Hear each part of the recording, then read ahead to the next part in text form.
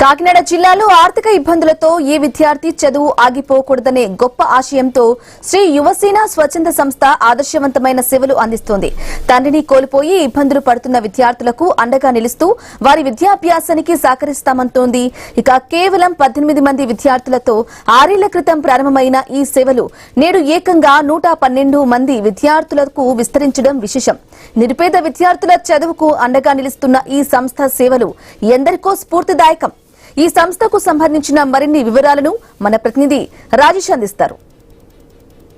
స్వచ్ఛంద సేవా సంఘం నుంచి 18 మంది నుంచి విద్యార్థుల్ని చదివించి ఈరోజు 112 మంది విద్యార్థులు పైబడి వారి యొక్క స్వచ్ఛంద సేవా సంస్థ నుంచి ఈ విద్యార్థిని చదివించడం జరుగుతుంది. ప్రస్తుతం మన వద్ద శ్రీ యువసేన సతీశ్వరరావు వారు అడిగి మరింత సమాచారం అడిగిన ప్రయత్నం కూడా చేద్దాం. చెప్పండి, ఇప్పుడు 18 మంది నుంచి ప్రయాణం ఈరోజు 112 మంది చేరుకుంది. అసలు ఏంటి విద్యార్థుల్ని చదివించాలి అనే కాన్సెప్ట్ మీకు ఎందుకు వచ్చింది? సార్, ఇది 2021 సంవత్సరం కోవిడ్ సెకండ్ వేవ్లో మొదలైంది సార్. కోవిడ్ సెకండ్ వేవ్లో అనేక మంది ప్రాణాలు కోల్పోయారు. ప్రాణాలు కోల్పోయిన వ్యక్తులు ఎవరంటే middle age persons oxygen levels తగ్గి చనిపోయారు.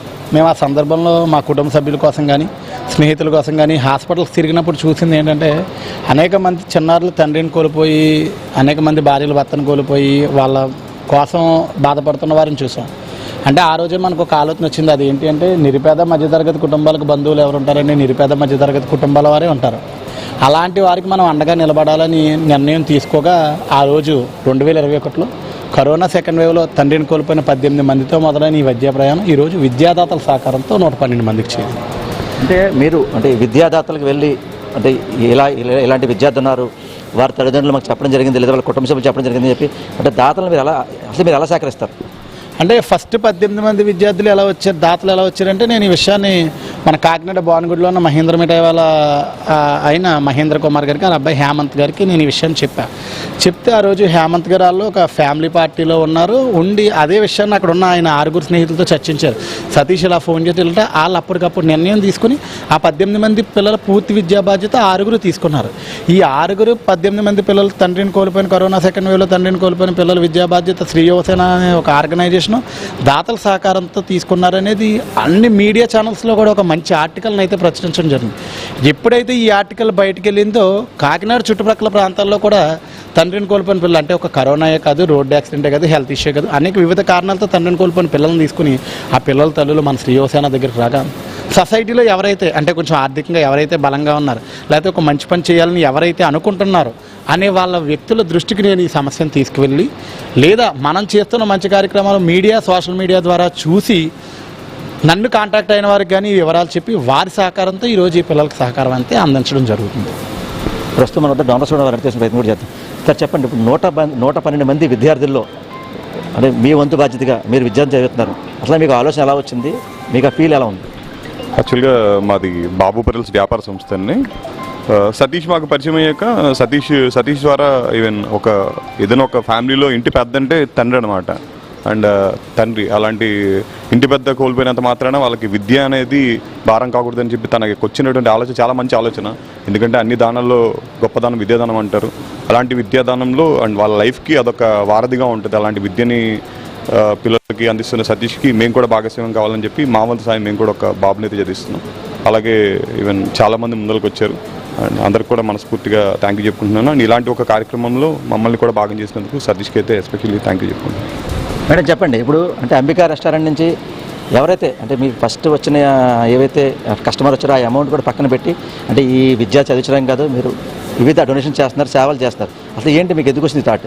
యాక్చువల్లీ మా హస్బెండ్ ఏంటంటే ఒక అమౌంట్ అనేది పర్టికులర్గా మనం ఇవ్వాలన్నా ఒక అమౌంట్ తీసి పక్కన పెట్టాలన్నా కొంచెం కష్టమైన విషయం. అలా కాకుండా డైలీ ఒక ఇద్దరు ఫుడ్ తిన్న కస్టమర్ బిల్ అమౌంట్ ఉంది, అది మినిమం 700 అబోవ్ బిల్ అయితేనే ఆ అమౌంట్ని మేము పక్కకు తీస్తాం అనమాట. ఆ బిల్ అమౌంట్ని డొనేషన్ రూపంలో ఎవ్రీ మంత్ కూడా 20,000 అందజేయడం జరుగుతుంది అనమాట.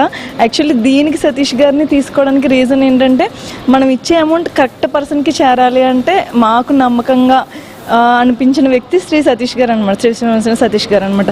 ఈ ట్రస్ట్ ద్వారా అందించగలిగితే వాళ్ళకి కరెక్ట్ పర్సన్కి చేరుతుందనే ఉద్దేశంతో మేము అందజేయడం జరుగుతుంది. ఇప్పటి వరకు కూడా ఏంటంటే మా రెస్టారెంట్ తరపు నుంచి ఎవ్రీ మంత్ 20,000 చొప్పున ఒక 28 మెంబర్స్కి, ఈ రోజుతో 28 మెంబర్స్ విద్యార్థులకి అందజేయడం జరిగిందండి. అండ్ ఈ అకేషన్లో మేము కూడా పార్టిసిపేట్ చేయడం చాలా హ్యాపీగా అనిపించింది. అది కూడా సతీష్ గారి ద్వారా అందించడం ఇంకా హ్యాపీగా ఉంది. అంటే ఈరోజు చూశారంటే మీరు వారి తల్లిదండ్రులతో ఆ పిల్లల యొక్క పరిస్థితి చూశారు, నేరుగా మీరే చెక్ అందజేశారు, అంటే వారితో పిల్లలతో కూడా మాట్లాడారు. మీకు ఎలా అనిపించింది ఫీల్? చాలా హ్యాపీగా ఉందండి. ఎందుకంటే విద్య అన్ని దానాల్లో విద్యాదానం చాలా గొప్పది. అది మా చేతుల ద్వారా జరుగుతుందంటే మాకు చాలా హ్యాపీగా అనిపిస్తుంది. అండ్ ఇలాగే చాలామంది ఇంకెవరైనా విద్యకి తోడ్పడే వాళ్ళకి ఇలా ముందుకొచ్చి సాయం చేస్తే మాకు కూడా చాలా హ్యాపీగా అనిపిస్తుంది. మాతో పాటు ఇంకొంతమందికి అందుతుంది కూడా. ఇదే కార్యక్రమం ద్వారా ఇలా చేస్తే మరో కొంతమంది దాతలు ముందుకొచ్చి ఇలా ఎవరికైతే విద్య అవసరమో వాళ్ళకి అందజేయడం చాలా ఉపయోగకరంగా కూడా ఉంటుంది. చూసాం కదా ఓవరాల్గా, అంటే కరోనా సెకండ్ వేవ్ తర్వాత ఎవరైతే తండ్రుల్ని కోల్పోయారో, తల్లిదండ్రులు కోల్పోయారో వారి పిల్లల్ని 18 మంది నుంచి మొదలుపెట్టిన ఈ ప్రయాణం 112 మందికి చేరుకుంది. అంటే విద్యాదాతల సహాయంతో ఈ విద్యార్థుల్ని చదివించడం మాకు ఎంతో ఆనందదాయకం ఉందని చెప్పి ఒక పక్క శ్రీ యువసేన సతీష్ అలాగే డోనర్స్ కూడా చెప్పే పరిస్థితి. ఇది కొంత తాజా పరిస్థితి. కెమెరా పర్సన్ సతీష్తో రాజేష్, ఐ న్యూస్, కాకినాడ జిల్లా, కాకినాడ నుంచి.